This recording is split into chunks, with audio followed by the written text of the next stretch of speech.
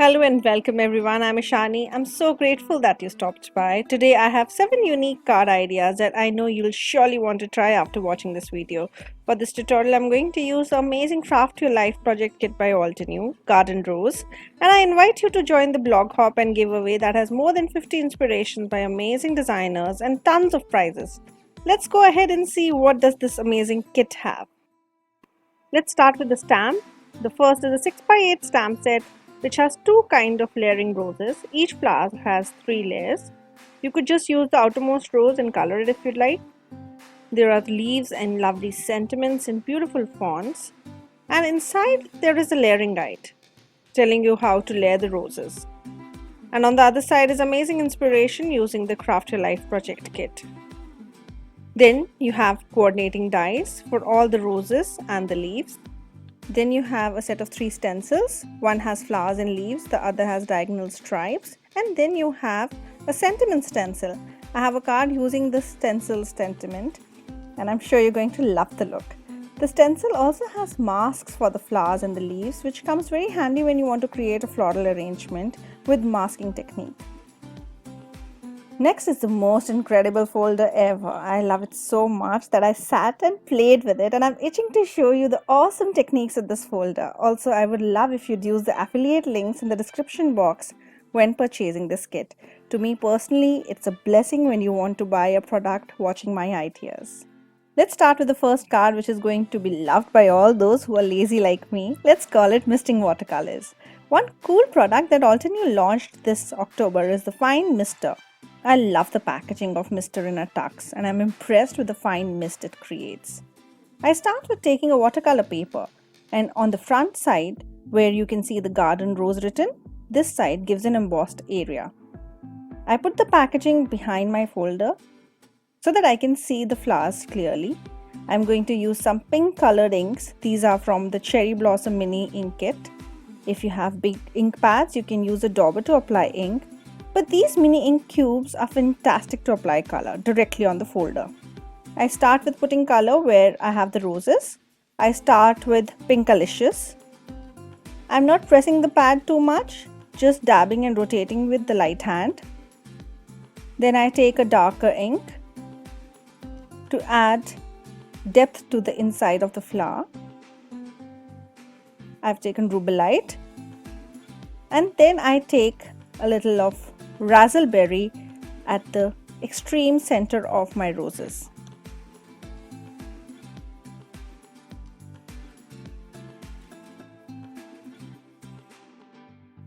For the leaves, I take one ink which is just green and dab it where I can see the leaves.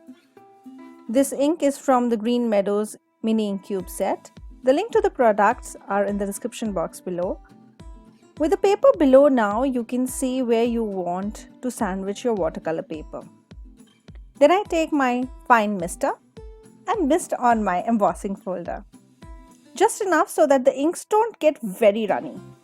Then I place my watercolor paper, make the sandwich go through my die cutting machine, and it's time to reveal our stunning rose garden.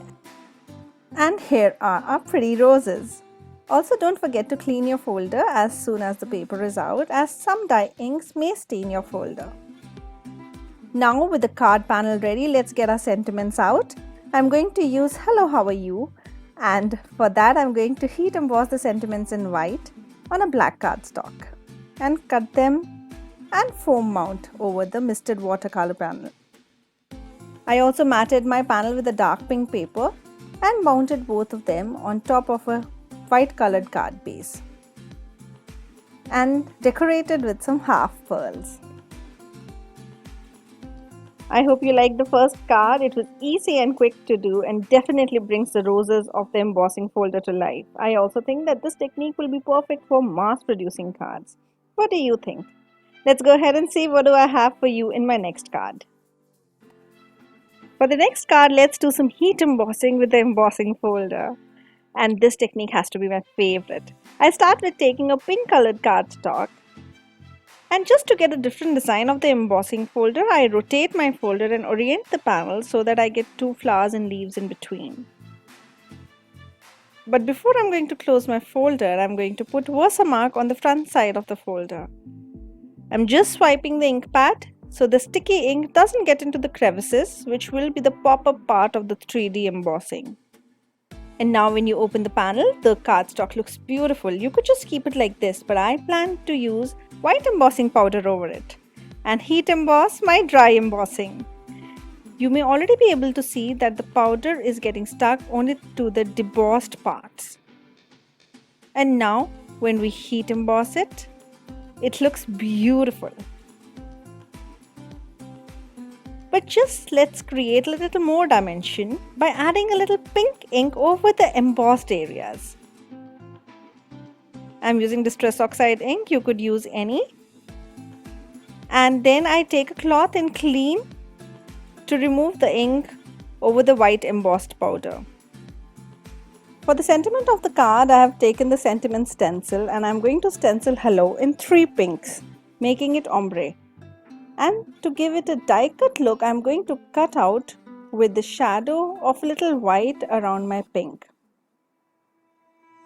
And then I place this cutout hello on a black cardstock, trace it with pencil, and then I cut this as a shadow for our ombre pink hello. And after the sentiment is done, I really do not like it on my pink background. So I take Rock Collection Crisp Dye inks and I use the 2 darkermost colors with black ink at the bottom of the hello to make a grey ombre hello. And I adhere this on my black shadow of the hello.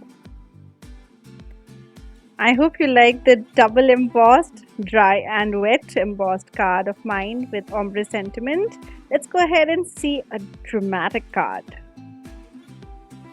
One of my favorite rose color is a white rose, and I wanted to create a white rose with layering stamps.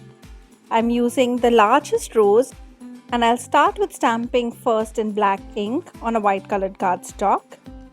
And then for the second layer, I'm going to open the layering guide and see where it asks us to align. And then stamp with the gray ink.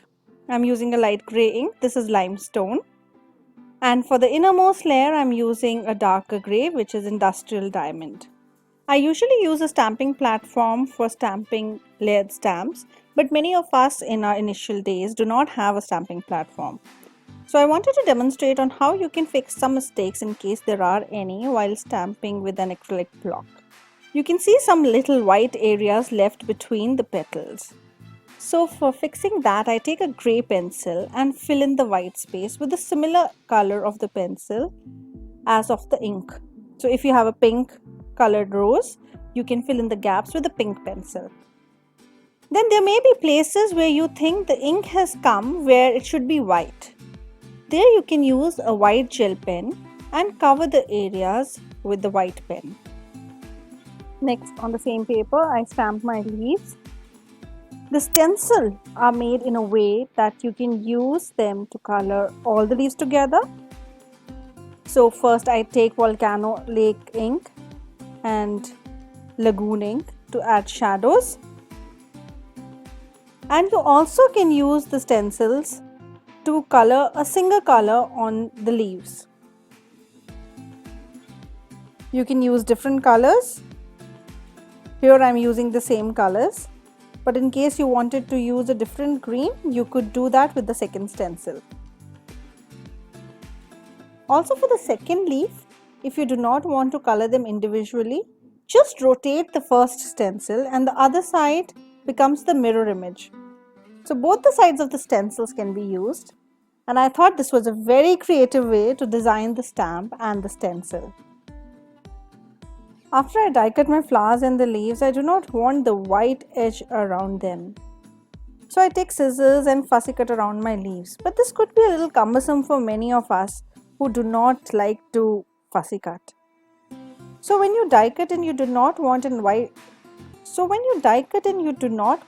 white outline, you could take a marker of the color of the cardstock that you will have behind the flowers.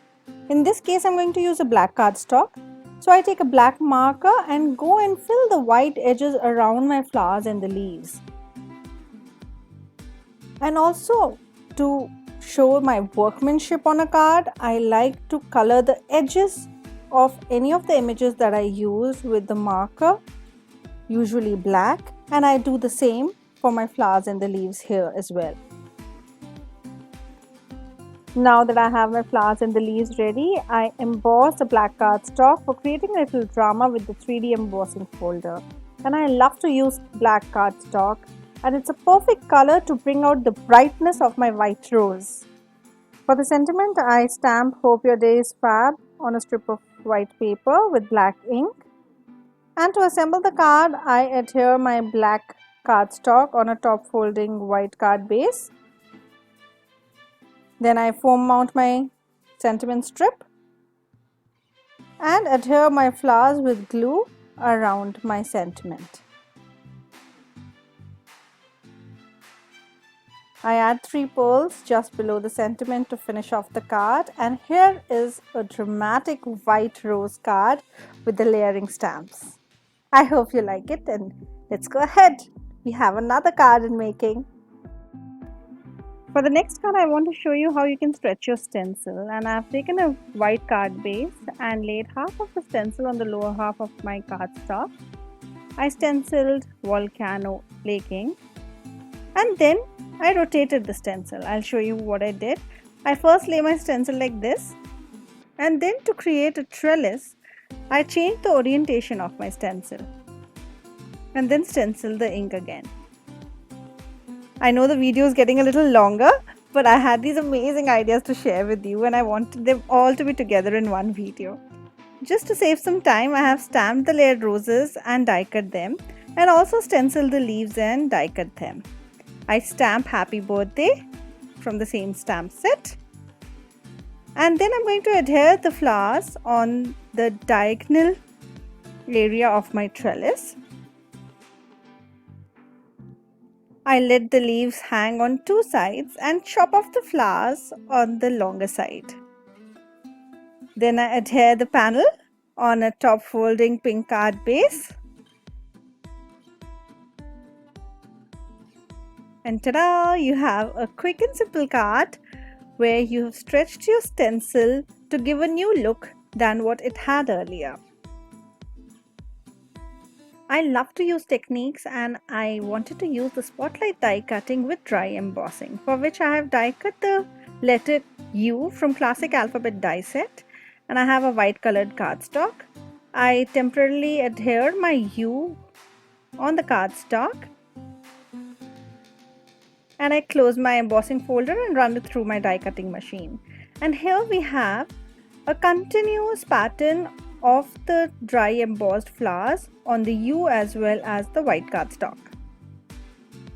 I have die cut another U, which I'm going to adhere just behind our dry embossed U.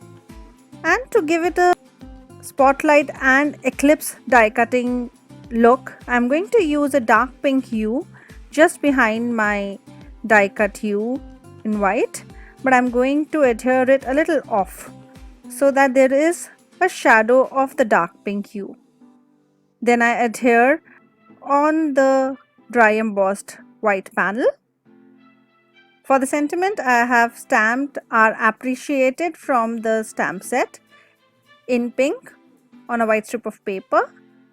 I adhere my white embossed panel on a dark pink card base and foam mount "Are Appreciated."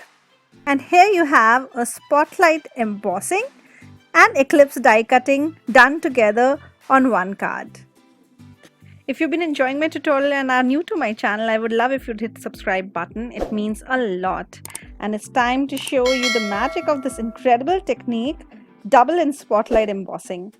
For this card, I've taken a black and red cardstock. My red cardstock is 2 inches smaller than my black one. I temporarily adhere the red cardstock on the black card base, and I position them inside my embossing folder. If you watched my previous video, you would know this technique, but this time I had an idea to do something more than just dry embossing. You can check out if you've missed my previous video here. Next, I lay my red cardstock and it fits perfectly in the grooves of the embossing folder. And then I take Versamark ink and ink my upper side of the folder. And then I run it once more through my die cutting machine.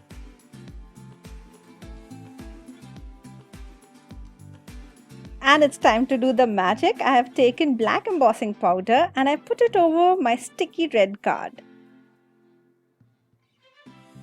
Then, because I feel I have a little more black color, I take an old cardstock.